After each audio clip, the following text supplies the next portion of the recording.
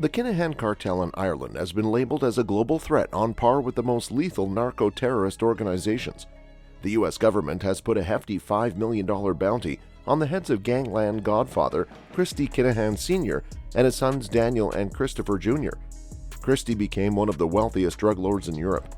He did time for trafficking in Ireland and the Netherlands and money laundering in Belgium. His strategy for the past 30 years has been to maintain a low profile and stay out of the police's sight as much as possible.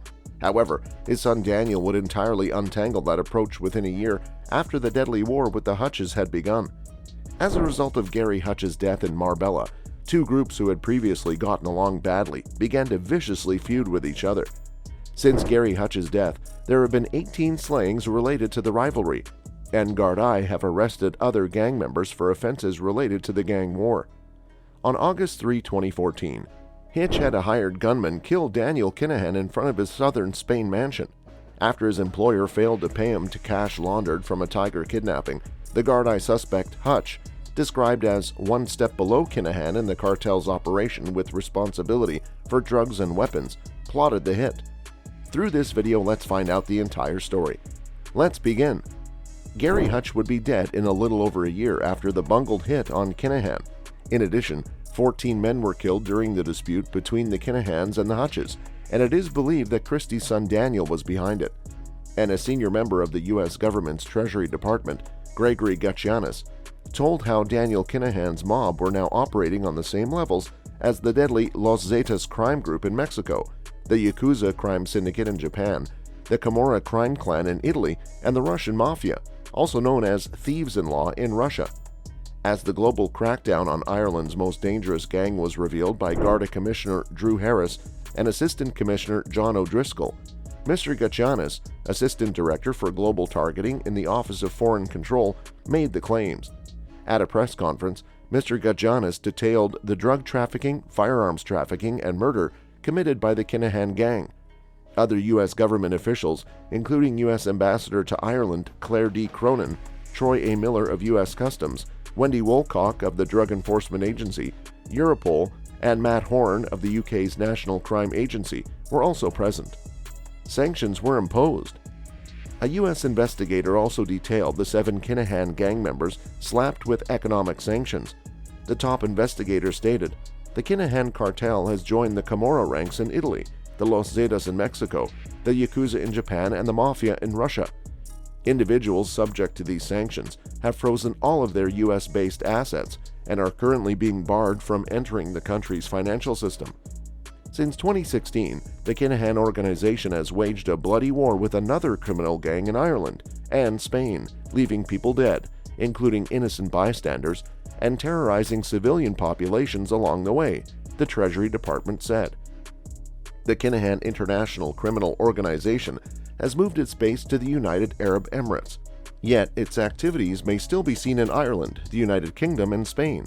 It's a great pleasure to be in Dublin. I want to express my gratitude to Commissioner Harris on behalf of all the men and women of An Garda Síochána for their tireless efforts to keep people safe worldwide, especially in Ireland.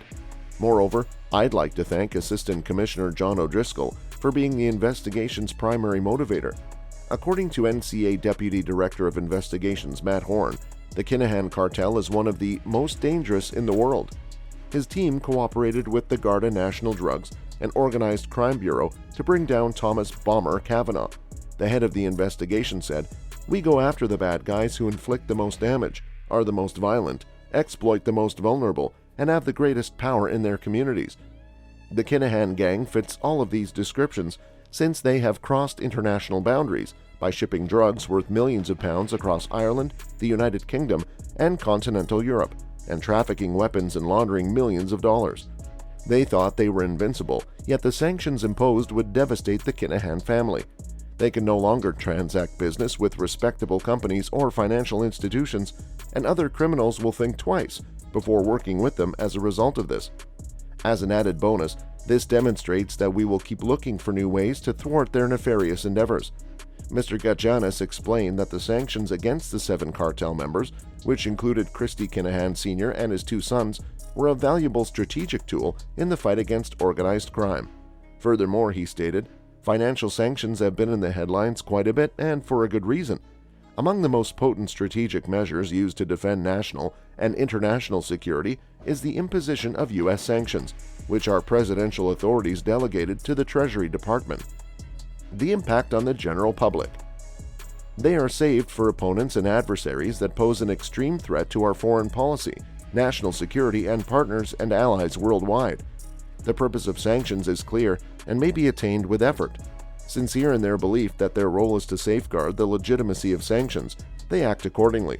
Sanctions are powerful, but even more effective when implemented alongside partners.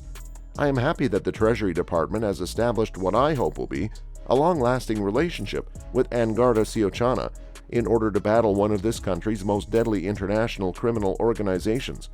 Over the course of 2 decades, the Kinahan criminal organization expanded from its roots in the streets of Dublin to become a transnational criminal syndicate involved in drug trafficking, firearms trafficking, and even murder.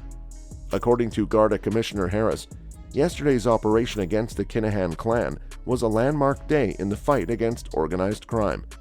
The highest-ranking Irish law enforcement official stated, "This is the culmination of years of hard work and dedication, resulting in a series of serious enforcement measures that will inflict a heavy blow to the Kinahan organized crime organization. It's proof that we're all committed to ending the global criminal organization responsible for so much suffering and loss of life. From its humble beginnings as heroin dealers in Dublin's south inner city, the Kinahan organized crime gang has expanded over the years to become a transnational criminal organization.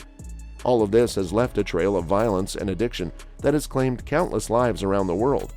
The events that took place at the Regency Hotel in 2016 prompted Angarda Síochána to make it a top priority to gradually degrade and disintegrate this gang. Many of their top figures have been captured, and as a result they are now in prison," Commissioner Harris stated. Kinahan is back home. It's safe to say that the Kinahans are met with horror and revulsion on the streets of Dublin, as described by Talent. "It was horrible to see them fighting in the streets of Dublin in 2016. They have ruined neighborhoods, turned friends against each other, and flooded already impoverished communities with blood money.